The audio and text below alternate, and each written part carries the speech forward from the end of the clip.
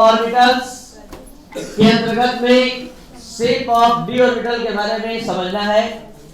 तो D orbital के लिए n का value, it means azimuthal quantum number और सबसिडियरी क्वांटम नंबर का वैल्यू 2 होता है। और 2 के हिसाब से अगर मैग्नेटिक क्वांटम नंबर डिटरमाइन किया जाए तो 5 वैल्यू होंगे, -2, -1, 0, +1, +2। ये सभी मैग्नेटिक क्वांटम नंबर है जो डी सबसेल के प्रत्येक वैल्यू के लिए रिप्रेजेंट किया गया है। यानी कहने का मतलब each value of m represents a particular orbitals of d subset। जैसे -2 इसके लिए -1, 0, +1, +2। 5 वैल्यू मतलब 5 ऑर्बिटल्स। यहाँ d सबसेल के लिए एंगुलर मोमेंटम निकाला गया है √L+1 वाले फार्मूले के माध्यम से। तो ये √6h/2π। अब बात करते हैं d सबसेल के ऑर्बिटल्स के बारे में। d सबसेल में 5 ऑर्बिटल्स होते हैं। तो ये 5 orbitals dxy, dyz, dzx, dx² - y², dz²।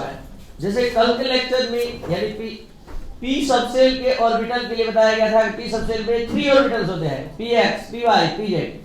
तो उसी तरह d सबसेल में 5 ऑर्बिटल होते हैं, dxy, dyz, dzx, dx² - y² और dz²। तो ये जो 5 ऑर्बिटल्स हैं ये d सबसेल के ऑर्बिटल के नाम हैं। अब हम बात करते हैं इसके शेप के बारे में। तो इसका शेप होता है डबल डम्बल। लेकिन आप देख सकते हैं ये जो शेप है इसमें dxy का शेप डबल डम्बल है, dyz का है, dzx का है, dx² - y² का भी है, लेकिन dz² का डबल डम्बल नहीं है। तो except dz², all d orbitals are double dumbbell in shape. dz² को छोड़कर सभी डी ऑर्बिटल का शेप जो होता है डबल डम्बल होता है। ये भी नजर आ रहा है फिगर में कि इन सभी फिगर को ध्यान से आप देखें तो नजर आ रहा है। आपको हम लोब्स के बारे में बताए थे कि लोब किसे कहते हैं, इसको लोब बोलते हैं। तो इसमें प्रत्येक डी ऑर्बिटल्स में यानी each D orbitals contain 4 lobes except dz²। dz² में लोब केवल 2 है और बाकी सभी डी ऑर्बिटल में 4 है, यानी 4 लोब्स प्रेजेंट है। तो जरा सा लोब्स पर ध्यान दिया जाए। इसमें लोब जो है 2 एक्सिस के बीच में है, 2 एक्सिस के बीच में है, ठीक है, सब में। लेकिन यहां इस दोनों में देखा जाए, इस दोनों में लोब एक्सिस पर है। तो ये 3 ऑर्बिटल के शेप का स्टडी पहले कीजिए। आपको ये लगेगा देखकर कि इसमें लोब्स जो है 2 एक्सिस के बीच में है, लेकिन इस 2 ऑर्बिटल में लोब एक्सिस पर है।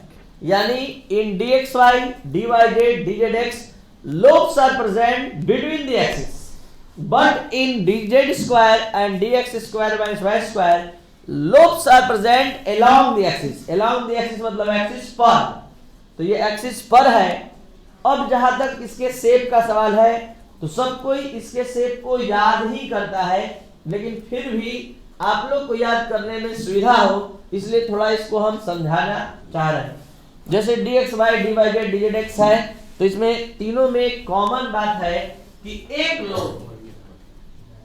लोब जो है वो एक लोब तीनों में कॉमन है, इस तरह से है, ठीक है। तीनों में ये लोब एक जैसा है। dxy में x और y के बीच में एक डम्बल है और dyz में y और z के बीच में एक डम्बल है और dzx में यहां पर इस तरह से आपको याद करना पड़ेगा। लोब यहां रहेगा एक और एक यहां रहेगा और ये तो खैर तीनों में है। और ये दोनों का शेप आसानी से आप याद कर सकते हैं। इसके नाम में लिखा है dx² - y² मतलब एक लोब, एक डम्बल x पर और एक डम्बल y पर, क्योंकि अलोंग द एक्सिस का कॉन्सेप्ट लिखा रहा है इसलिए। और dz²। तो ये सब शेप आप लोग को याद करना पड़ेगा और ये ध्यान देना पड़ेगा आज के बाद कि dz² में 4 लोब्स नहीं होता है, dz² का शेप डबल डम्बल नहीं होता है।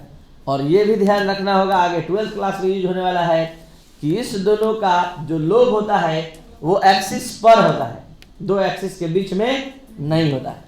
तो अब बात करते हैं shape of F orbitals. F orbital के लिए azimuthal quantum number, it mean subsidiary quantum number का वैल्यू 3। सबसिडियरी क्वांटम नंबर का वैल्यू इसलिए बता रहे हैं क्योंकि इसी के वैल्यू पर मैग्नेटिक क्वांटम नंबर डिपेंड करता है, जो इसके ऑर्बिटल के संख्या को, नंबर को बतलाता है। तो अगर एल के हिसाब से इनका वैल्यू बात किया जाए तो -3 -2 -1 0 +1 +3, तो यहाँ 3 मतलब 7 ऑर्बिटल्स, 7 वैल्यू मतलब 7 ऑर्बिटल्स। तो 7 ऑर्बिटल्स एफ के ये है fx3 fy3 fz3 fx(z2 - y2) fy(z2 - x2) fzx2 - y2 और fxyz, ये सातों ऑर्बिटल का यहाँ magnetic quantum number in 7 orbitals का लिखा हुआ है। इसका एंगुलर मोमेंटम आप निकाल सकते हैं √l + 1 h/2 से, तो √12 h/2। आपको बता दें कि यहाँ इसके शेप को केवल देखा जा सकता है।